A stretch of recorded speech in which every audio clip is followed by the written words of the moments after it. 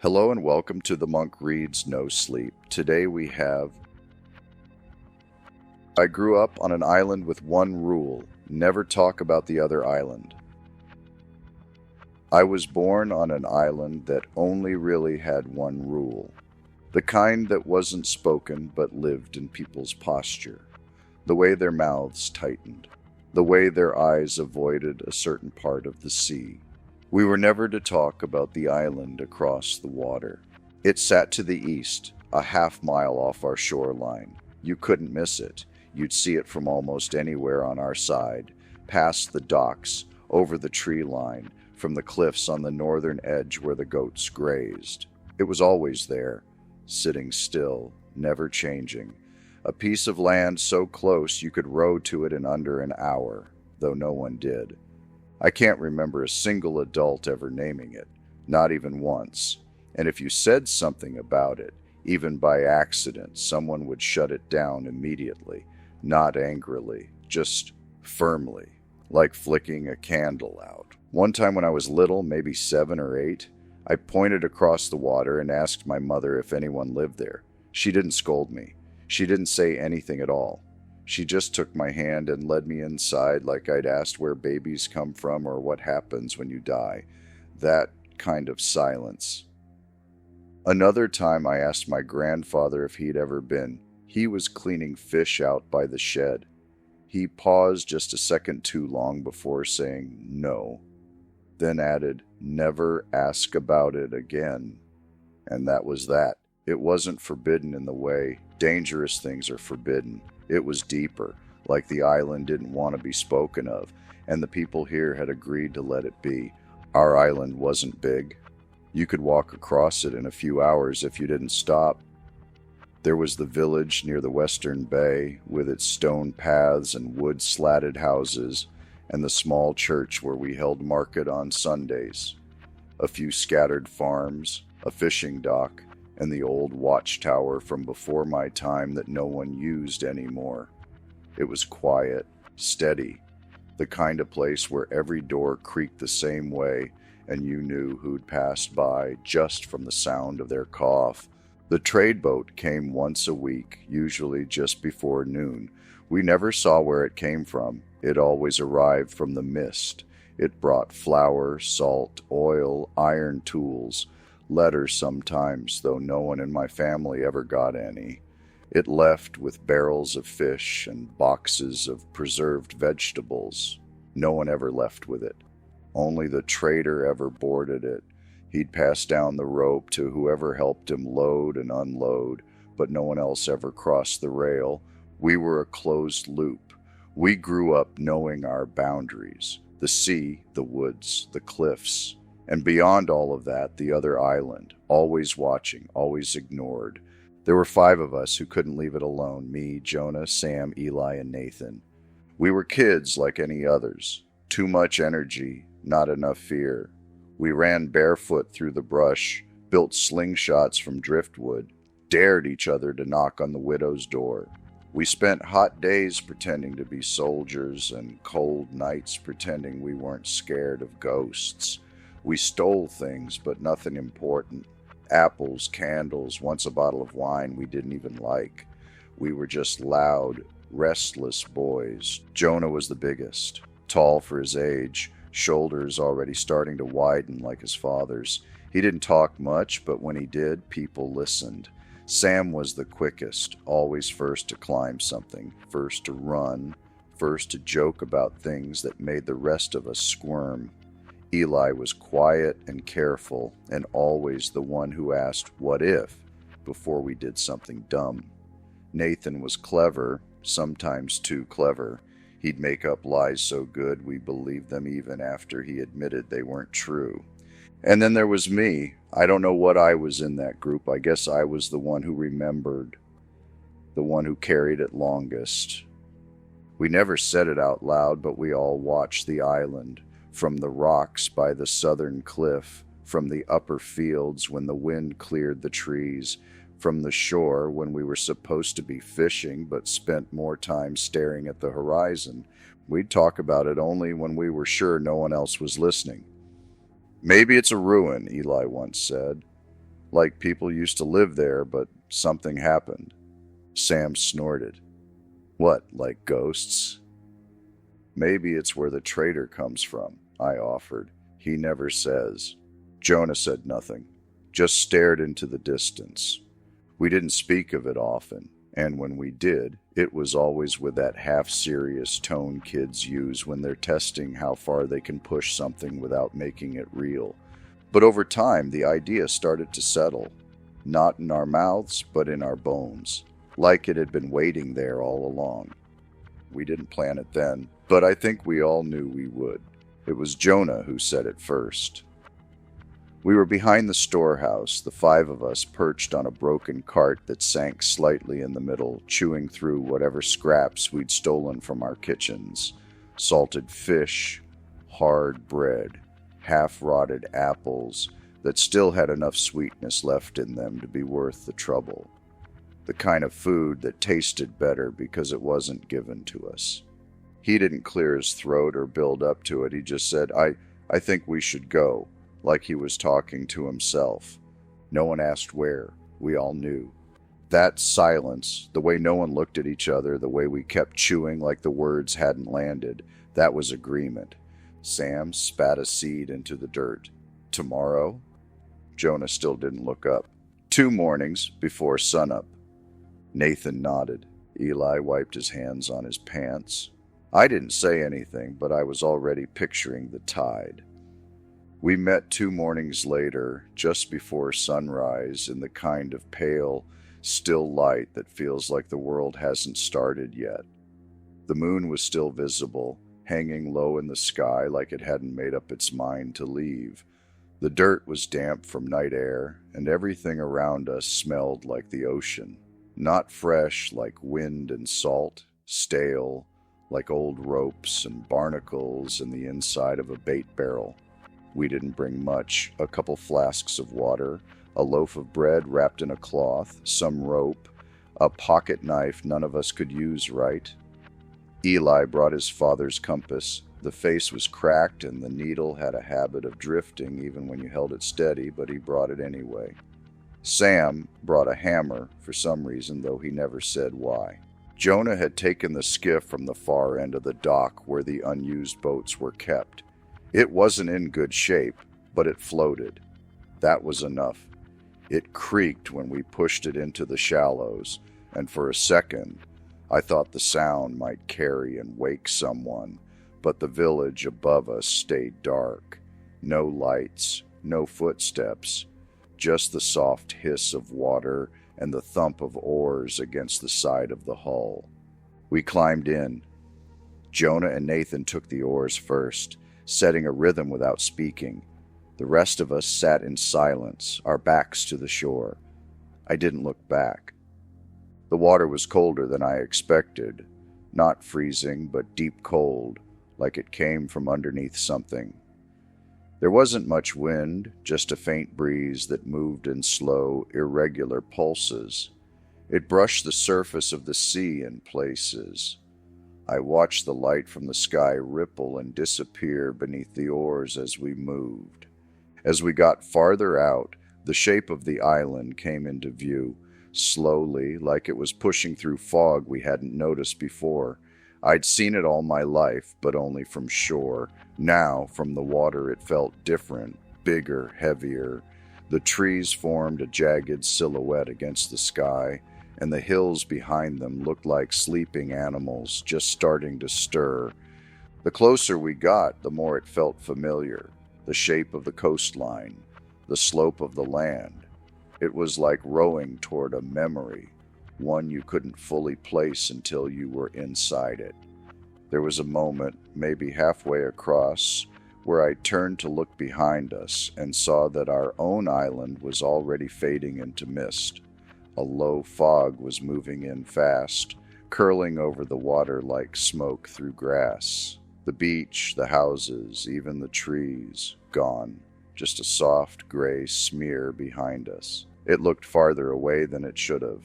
"Fins," Sam said, and he said it too calmly, like he was trying not to cause a stir. We all looked. Just to the right of the boat, something slid under the surface, long, smooth. It passed without sound, then another and another. 4, maybe 5, just below the waterline, circling in wide, slow arcs. I couldn't see their shapes fully, but they moved like they had purpose. Sharks, Jonah said under his breath. Black tips, I think. Eli leaned forward. How can you tell? Jonah didn't answer. He just started rowing faster. So did Nathan. Neither of them said a word, but the skiff began to lurch forward harder with each pull. Sam reached down for the hammer in his bag and gripped it like it would make a difference. The boat started to wobble with the force of the strokes. Water splashed, the nose tilted. I tried to stay calm, but the air around me had gone thin, and every muscle in my body was bracing for something I couldn't see. The island was close now, close enough to see the rock line clearly. No dock, no paths, just broken shoreline and thick brush that came almost down to the water. A crooked tree leaned out over the water near a narrow stretch of beach, barely wide enough to stand on. It looked untouched, uninviting. Then came the hit, a soft thud, followed by a jolt that rocked the skiff like we'd slammed into something just below the surface. "Reef!" Jonah barked.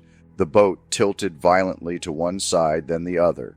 Water surged in through a crack below the center bench. Cold, fast, rising. Something heavy clattered against the boards, maybe the hammer. A second later, one of the bags split open and spilled across the bench. Bread, rope, the knife, all sliding toward the low side. "Out!" someone yelled. We didn't argue, we moved. The skiff was already sinking under us, one side dipping hard. I kicked off the bench and dove, not even sure if I was jumping or falling. Water swallowed me to the neck. The cold hit like a punch and my breath locked up in my chest. Behind me, splashing, gasping, limbs crashing into water. I could hear it all, but didn't look back. The current fought harder than I expected. My arms were sluggish, my legs heavier than they should have been. I kicked toward shore, every breath shallow and burning. Something brushed past my foot. Too fast to register, too soft to be a log. I didn't stop. The distance couldn't have been more than 30 yards, but it felt like swimming through glass. The kind that keeps pulling you down instead of letting you break through. When my fingers finally hit rock, I hauled myself forward so fast I scraped both elbows raw. I didn't care. I just wanted to be out. One by one, the others crashed onto the beach behind me, crawling, dragging, coughing up seawater. The skiff was already gone, either swallowed by the reef or drifting, half-flooded, back into the mist. None of us had our bags. No compass, no food, no knife. The hammer was probably at the bottom of the sea by now. Everything we'd packed was gone. We stood there, shivering, dripping, catching our breath. One by one, we looked at each other, counting, 5 of us, no one missing, no one hurt, at least not badly. Then we looked around. It took a few seconds before anyone spoke. "This is the same place," Sam said, slower this time. "It's the same beach." It almost looked like it. Same crooked tree leaning out over the water like it was eavesdropping. Same cluster of black rocks jutting up along the curve of the cove. The same soft slope leading into the tree line beyond. Even the shape of the shoreline felt familiar, like we'd looped through time instead of space. Jonah turned in a full circle, scanning the trees and the shore and then the water again. "We didn't go anywhere," he said. His voice didn't sound angry. It sounded resigned. Eli was squinting at the ocean, his face tight. We rowed across. We saw the island. We left. He didn't say it like he was arguing. He said it like he was trying to remind himself. No one responded. We started walking, slow at first, still trying to make sense of it. The beach looked nearly identical to our own, but it wasn't. The rocks were a little too sharp. The slope rose at a slightly different angle. The tree line was thinner, the color of the grass not quite right. close enough to confuse us, different enough to keep us on edge. There was a narrow path leading off the beach and into the woods, just wide enough for two of us to walk side by side. None of us remembered it being there before. The air was different as we climbed, heavy and warm, like the weather had changed without warning. The trees swayed gently, but the grass up on the slope moved just a little too much. Jonah took the lead, Sam just behind him, then Nathan, Eli, and me. We'd only made it about 30 or 40 paces up the trail when Nathan came to a stop. At first, I thought he was just catching his breath, but then I noticed where he was looking, up the slope, toward the tall grass hugging the hillside. I followed his gaze and froze. She was so close. A very tall woman. She wasn't walking, wasn't moving at all, just standing in the grass like she'd been waiting for us to see her. No one spoke, no one moved. Even the wind kept going like she wasn't part of the world. The grass around her swayed. Her dress clung damply to her legs, but she didn't shift, didn't breathe. Her arms hung straight at her sides, too straight, too heavy, like she didn't know how they were supposed to work. She stood maybe 10 yards uphill, close enough to see the wrongness in how she carried herself. Her posture looked almost human, like a figure drawn from memory by someone who'd never actually seen one. That's when I realized what had hooked in my brain. Everything around her moved, but she didn't, not even a twitch. "Do you see her?" Eli's voice was low, tight, like he wasn't sure if he was talking to us or himself. Of course we saw her. None of us had looked away. It felt like blinking might break some invisible barrier and make her come closer. Then she smiled. I didn't understand why it made my stomach twist at first. It wasn't exaggerated. It wasn't monstrous. It was subtle, just wrong. Her mouth stretched into what should have been a smile, but the shape was off. The corners bent down instead of up, like someone had tried to mimic it from memory and gotten the geometry wrong. But the rest of her face, the parts that move when you smile, those were perfect. The cheeks lifted, the skin around her eyes crinkled. That mismatch was worse than anything else. Her eyes were kind, genuinely kind, not cold, not distant. She looked at us the way a mother looks at her children. There was warmth in her expression, and it made my skin crawl in a way I still can't explain. I can tell you this. If I'd known then what I know now about that woman, I would have turned and swum back out into the water. I would have taken my chances with the sharks, gladly. She raised her arm. The motion was slow, unnatural, like her joints didn't belong to her. Her hand lifted until one long, stiff finger pointed straight at us. We didn't scream, we didn't run, we just started backing away, careful not to turn around, like we thought not facing her would make things worse. Sam bumped into Jonah, who muttered a curse under his breath. "Why is she pointing at us?" Sam asked, barely audible. Nobody answered. I kept watching her finger. Something felt off. The angle. It wasn't quite right. Eli squinted, stepping half a pace forward. "Wait," he murmured. "I don't think she's pointing at us." I looked from her finger to her face. He was right. Her eyes weren't on us. They were aimed just above our heads. Her arm cut across the air in a straight line, not to us, but over us. That's when I felt it, that slow pull in my gut, the primal feeling that something was behind me. We turned, all at once, and saw 5 people standing in the woods behind us, just beyond the path, half shaded by the trees, not hidden, just waiting. They looked like us. Same height, same hair, same builds, but they were wrong in ways you didn't notice at first. The clothes were mirrored, buttons on the wrong side, shoelaces tied in configurations that didn't make sense. Nathan's double had a tear in his shirt, but on the opposite side. Eli's double stood with arms crossed like he always did when nervous, except the arms were reversed, left where the right should be. They weren't moving, just standing there, perfectly spaced, aligned, like mannequins arranged in a storefront. We didn't speak. They didn't either. Just stared, expressionless, like they were waiting for something. I stepped back without meaning to. The crunch of leaves underfoot sounded deafening. The air had changed. Not colder, not darker, just wrong, like the rules we trusted had quietly stopped applying. I glanced back at the woman. She was still there, no longer pointing. Her body hadn't moved an inch, but her head was pushing forward, just her head, tilting, straining toward us like it was being reeled in. Her neck stretched too far, vertebrae visible under skin that looked too tight to bend, like she was trying to close the distance without taking a step, like she wanted to reach us with her face alone. She stared at us with that same backward smile, mouth bent into a shape sorrow should never take, and those warm, impossibly kind eyes. That contradiction, grief twisted into joy, settled in her face like it had always belonged there.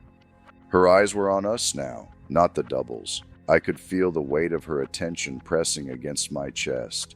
Eli made a sound, a sharp, shaky breath in that collapsed into a sob, quick, uncontrolled.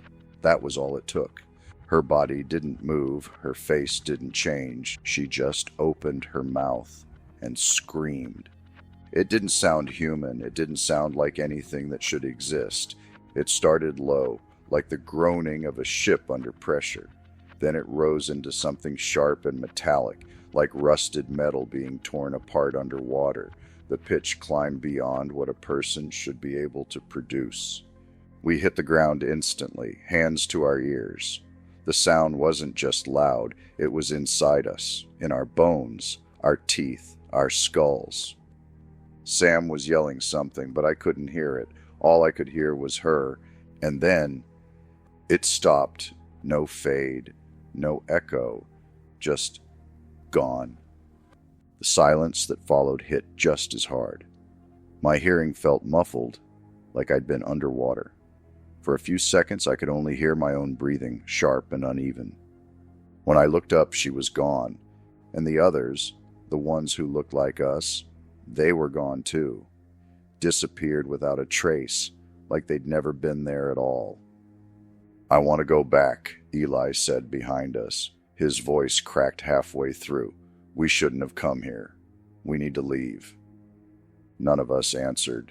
We didn't have a plan for any of this. We didn't even know what this was. "I think we are home," Nathan muttered, but it came out wrong. No one agreed. No one even looked at him, because whatever this place was, it only looked like home. And now it knew we were here. We had no boat, no choice, so we moved inland.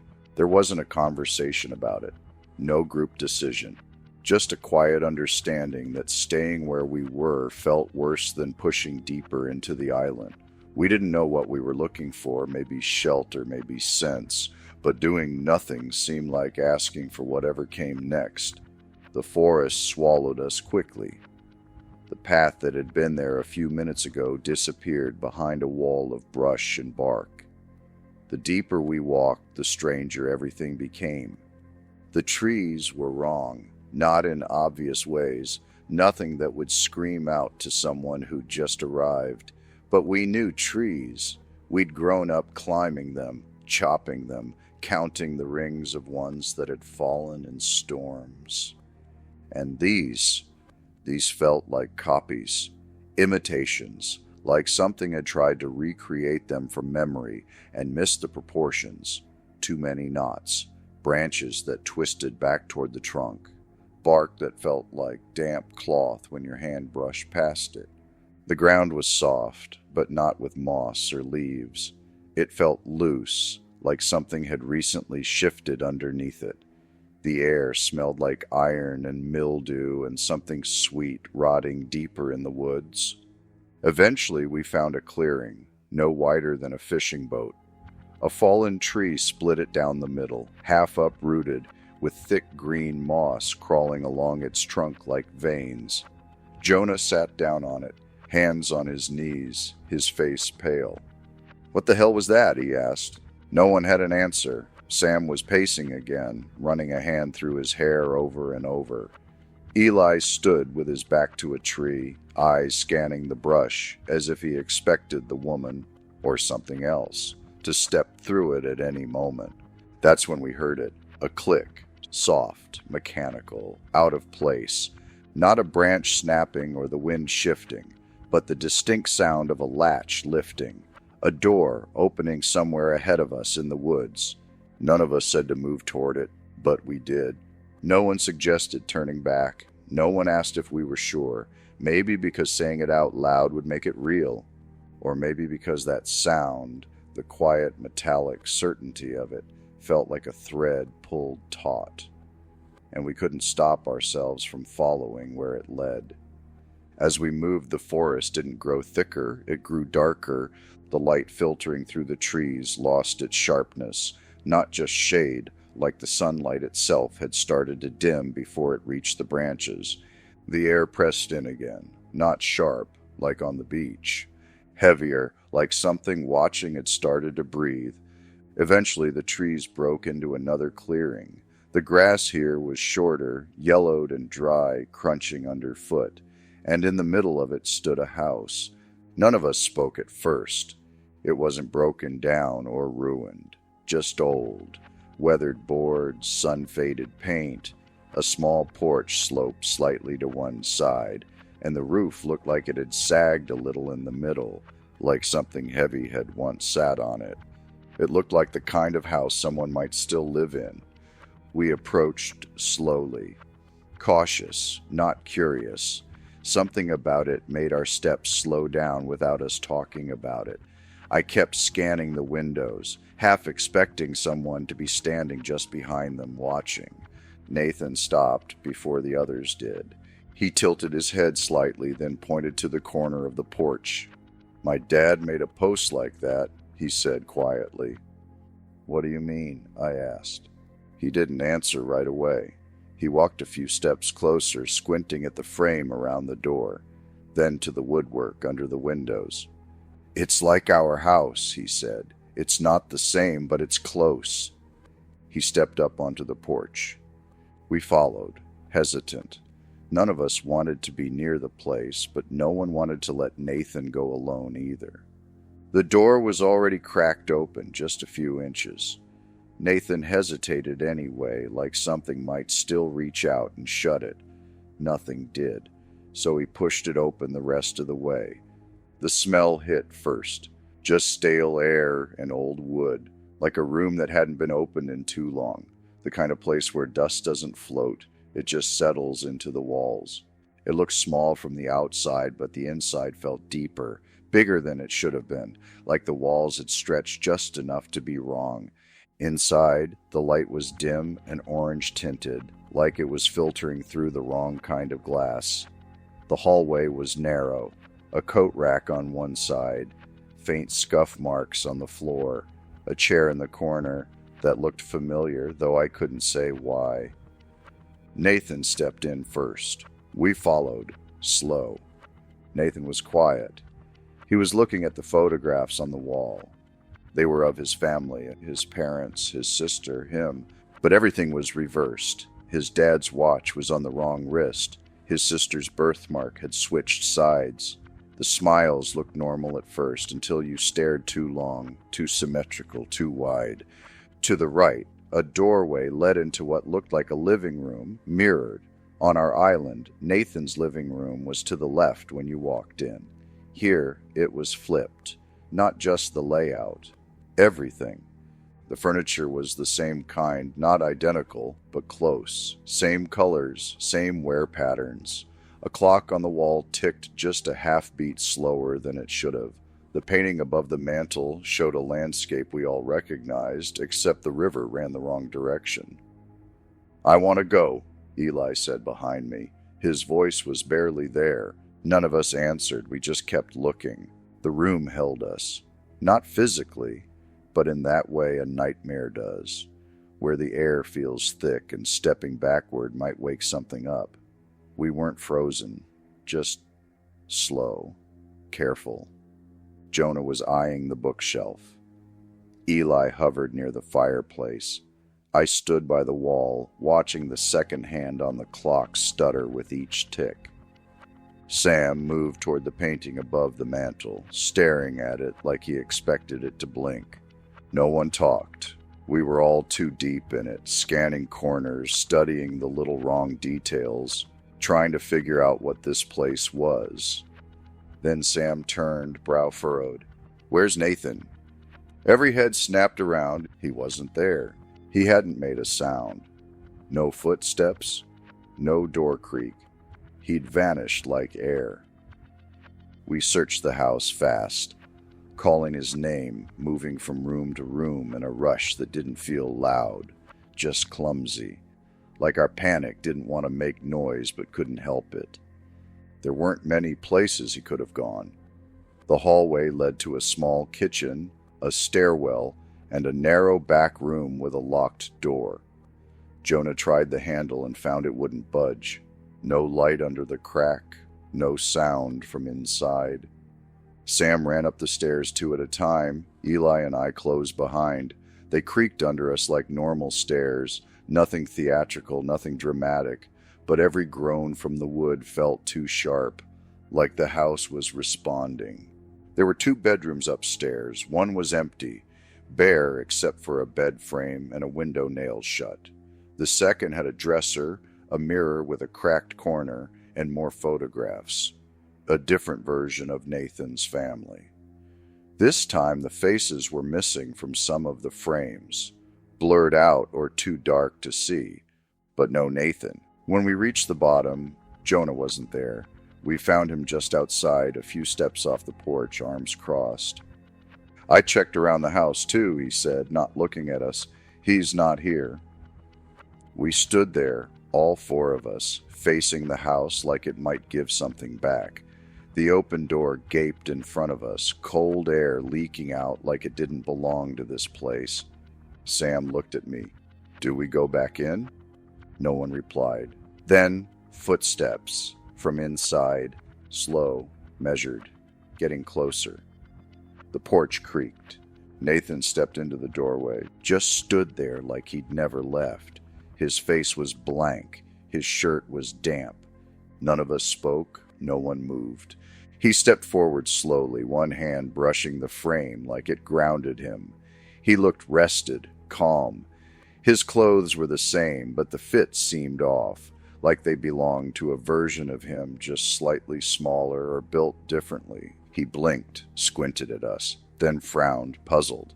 "What?" he said. "Why are you all staring at me?" Eli was the first to speak. "Where the hell did you go?" Nathan tilted his head. "What do you mean? I was upstairs." "We checked upstairs," I said. "Every room." Nathan looked at each of us, one by one. His face was blank at first, but then something shifted, a flicker of a smile that came and went too fast. Not warm, just performed. "I saw you," he said, "through the railing. You were in the hall. You just walked off." That didn't make sense. We'd torn through every room. He wasn't there, no one had seen him, and there was no way he could have missed the noise we made. I was watching his hands. Nathan always rubbed his thumb against his knuckle when he was nervous. A little tick, unconscious. This Nathan's hands were still, relaxed, at his sides. He stepped down from the porch. None of us moved. "Are we going?" he asked, same voice, same face. But the rhythm was off by a beat. Too calm, too smooth. No one answered. We just stared, waiting for something to twitch wrong. I opened my mouth to say something, but I couldn't make the words form. Not the right ones anyway. We just started moving, brisk, determined, not quite running, but no longer willing to stop. The sky was dimming fast, the woods deepening in color, and everything around us seemed to press in with a quiet that felt more like watching than stillness. Jonah walked up front. Sam stayed beside me. Eli and Nathan trailed behind us, a little slower, not too far back at first. We were almost to the beach when it hit us. A voice cracked open behind us, rasping, high-pitched, like a throat trying to speak for the first time and tearing itself apart in the process. There was the shape of a word, but the sound didn't know how to hold it. We froze. None of us looked back. "Run," Jonah said firmly. That was it. So we ran. Branches whipped our arms, roots caught our feet. The path bent the wrong way more than once, and every tree looked like one we'd already passed. But we kept moving, pushing forward through the tightening forest until the trees finally broke open again and we saw it. The dock, warped and crooked, half sunken at the far end. A boat was tied to it. Not the one we'd taken, but something older, narrower, still afloat.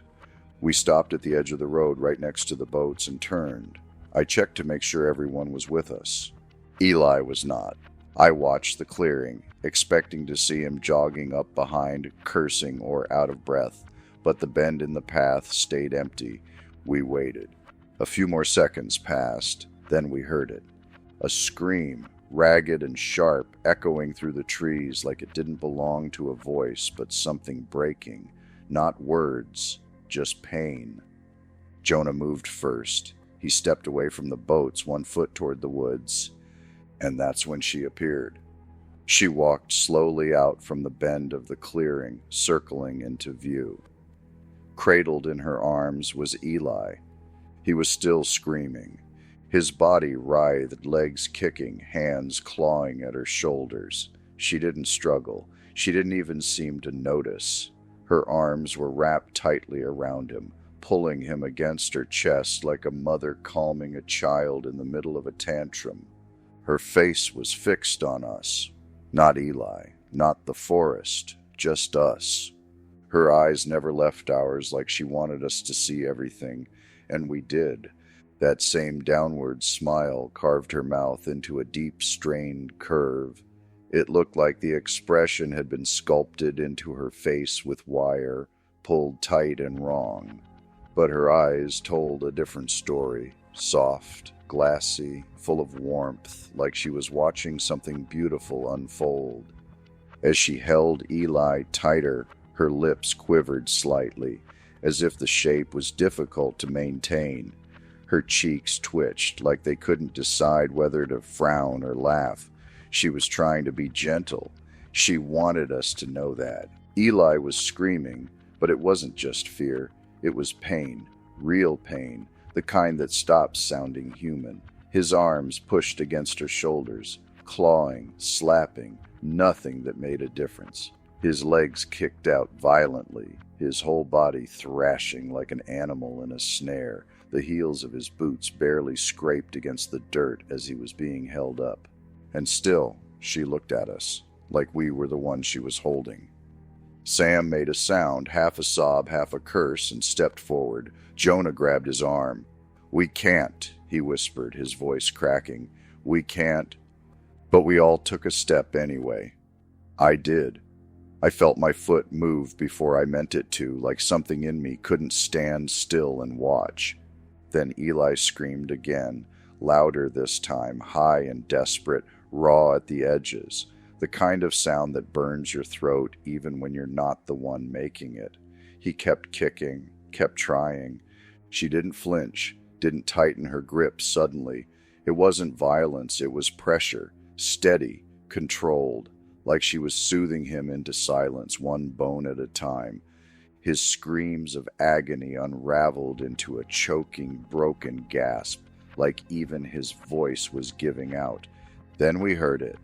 A single crack, subtle, quiet, like a thick branch snapping underfoot. Eli jerked once in her arms, then stopped moving. His head lolled against her shoulder. His arms dangled at his sides, empty of fight. She didn't stop smiling. She held him there, still watching us, her eyes locked onto ours like she wanted to see what we'd do next. Her fingers brushed his back in slow, meaningless circles, like she was soothing him to sleep. Jonah stepped backward first. Then Sam. I followed. I didn't even think. I just moved. The boat scraped against the rock as we pulled it into the water. Nathan hadn't spoken. I looked at him once, just once, and wished I hadn't. He wasn't crying, wasn't breathing hard.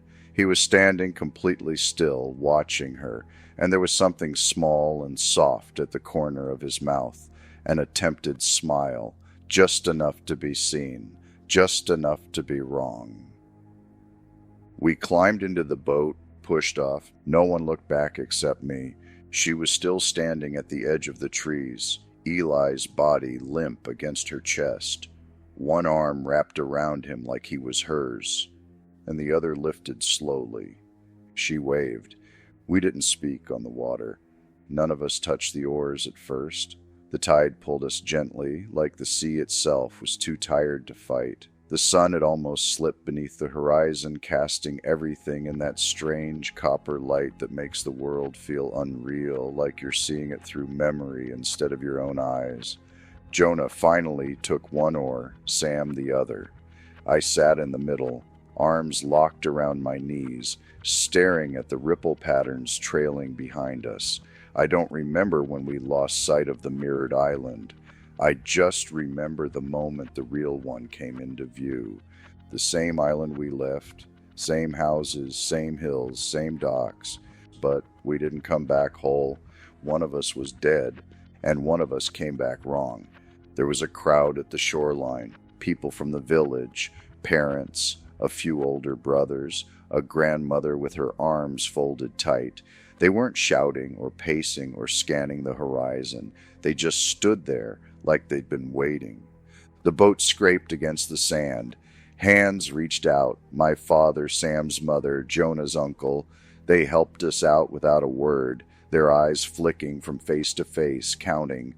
When they didn't find Eli, no one said it out loud. They just knew. His mother began to cry, quiet at first, then sharp and shuddering. His father stood behind her, unmoving, staring past us at the horizon like he was still hoping to see his son come into view. One of the older villagers, maybe the priest, maybe just someone who'd done this before, put a hand on her back and gently led her away. She didn't resist. She just let herself be led, walking like someone made of paper. Someone reached for Nathan and pulled him ashore, calm and deliberate. His mother rushed forward next, throwing her arms around him, clutching him so hard it looked painful. She was crying too, but it was different. Her hands twisted in the back of his shirt, but her face stayed tense, like she was trying to convince herself this was really him, like she already knew she'd have to let go again. Nathan didn't hug her at first. He stood stiff for a second, then slowly he wrapped his arms around her. When she pulled back to look at him, something shifted in her face. Her hands stayed on his shoulders, but her fingers had gone stiff. Her eyes scanned him like she didn't recognize what she was holding. Nathan smiled. "You're holding me like I died." His voice was almost playful. Almost. He let out a small laugh, quiet, thin, like he wasn't sure if the joke had landed. It was too practiced. It started too fast and ended too late, hanging in the air like it didn't know when to stop. His smile stayed in place, but it didn't settle right. The corners of his mouth began to pull down instead of up. At first it looked like a twitch, then it kept going, bending further, stretching the muscles in his face into that same strained expression we'd seen on her, a smile that was trying to mimic joy, but failing at the geometry of it. His eyes didn't match it. They looked heavy, glassy, and full of something that didn't belong in a smile. Regret, maybe, or grief. He wasn't afraid, just resigned. Like something inside him understood what came next and didn't try to fight it. His mother let go of his arms. She took a step back, one hand covering her mouth. Behind her, the others had already started to move, and they didn't raise their voices. They didn't argue. It was as if the whole village had already made peace with what needed to happen. A few men stepped forward. Jonah's uncle, Sam's father, a neighbor I didn't know by name. Nathan didn't resist. He didn't ask why. He just stood there, shoulders low, his eyes still on his mother. One hand reached for his sleeve, another for his collar. They escorted him to the sea like they'd done it before. No ceremony, no shouting. Just the sound of the tide and the low murmur of footsteps on wet sand. They held him under until the waves stopped moving around them, and then they let him go. I still wonder if the real Nathan died in that house, or if we left him there alive watching us walk away.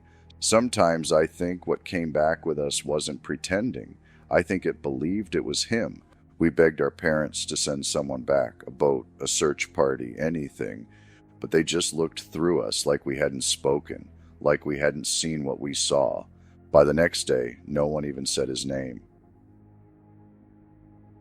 Thank you for listening. All credit for writing goes to Unwanted Sanity from the website Reddit of the subreddit r No Sleep. Thank you, and I will see you next time.